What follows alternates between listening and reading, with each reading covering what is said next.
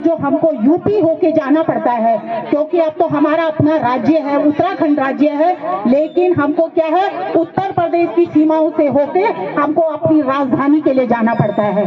तो जब हमारे पास अपनी स्वयं की सड़कें हैं, स्वयं के संसाधन सब लोगों के पास हैं, तो हम उत्तर प्रदेश होके क्यों अपनी राजधानी के लिए जाएं? तो संघर्ष इसके लिए होना चाहिए, क्योंकि देखिए राजधानी से हम लोगों के कई काम होते हैं, देहरादून से हम लोगों के कई काम होते हैं, कईयों के बच्चे देहरादून में पढ़ते हैं। हॉस्पिटल के लिए अगर यहाँ कोटद्वार हॉस्पिटल की हालत बिल्कुल खस्ता हो चुकी है, उसके लिए कभी हमको देहरादून हॉस्पिटल जाना पड़ता है, तो हमें इतना लंबा चौड़ा घूम के क्यों जाना पड़े, जब हमारे पास अपनी पुरानी सड़क है। और आज की नहीं है वो सड़क, आप लोग ये सोचो कि आज की नहीं है, वो अंग्रेजों के जमाने की बनी हुई वो सड़क कंडी मार्ग है। और उस कंडी मार्ग को वर्तमान जो भाजपा सरकार है, इन्होंने उसको जो है हाई कोर्ट में ले जा करके उसको पूरा तितर बितर कर दिया है, आप सब लोग जानते हैं। मैं तो यही कहना चाहती हूँ कि हम लोगों को अपने कोटद्वार के विकास के लिए दलगत राजनीति से ऊपर उठकर आगे आना चाहिए।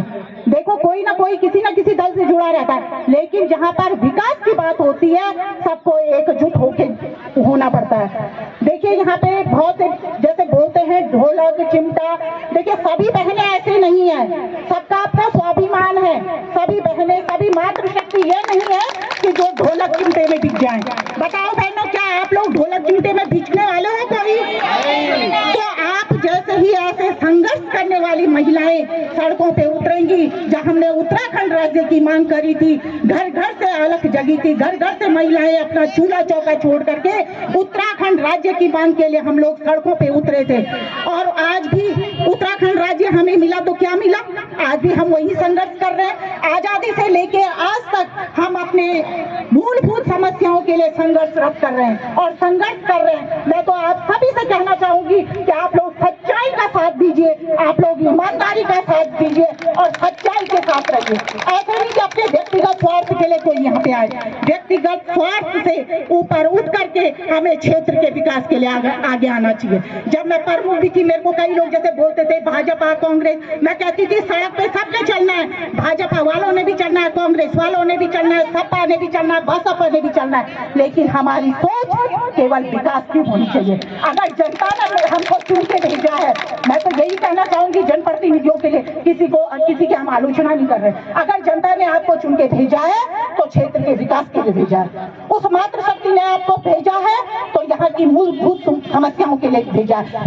भूतपूर्व सैनिक संगठन ने अगर आपको चुन के भेजा है तो क्षेत्र के विकास के लिए भेजा है। अगर आपको उनकी समस्याओं को नजरअंदाज करना है तो आप लोगों का भी अधिकार बनता है कि उनको आने वाले समय में नजरअंदाज किया जाए।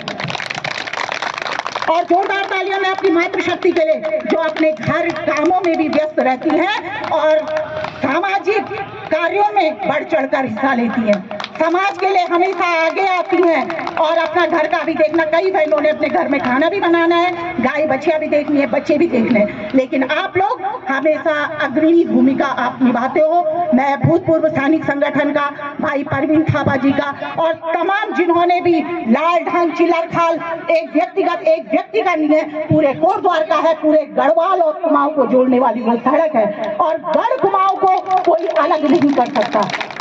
तो मैं यही कहना चाहूंगी कि ये मार्ग बने, एलिवेटेड बने, जो पूर्व में जो इसकी मांग की गई है कि ये मार्ग बने तो एलिवेटेड मार्ग बने, ताकि ऊपर से वाहन चले, आम जनता का आवागमन चलता रहे और नीचे से जानवर अपनी चलते रहे। इन्हीं शब्दों के साथ मैं यहाँ पर हृदय से आभार व्यक्त करना चाहूंगी, धन्यवाद करना चाहूंगी पूरा संघर्ष समिति का, जो आप लोग संघर्ष कर रहे हैं और संघर्ष ही हम लोग तो संघर्ष ही करते हुए आ रहे हैं और संघर्ष ही हमारा जीवन है और संघर्ष ही करते रहेंगे। इन्हीं शब्दों के साथ मैं अपनी वाणी को विराम देती हूँ।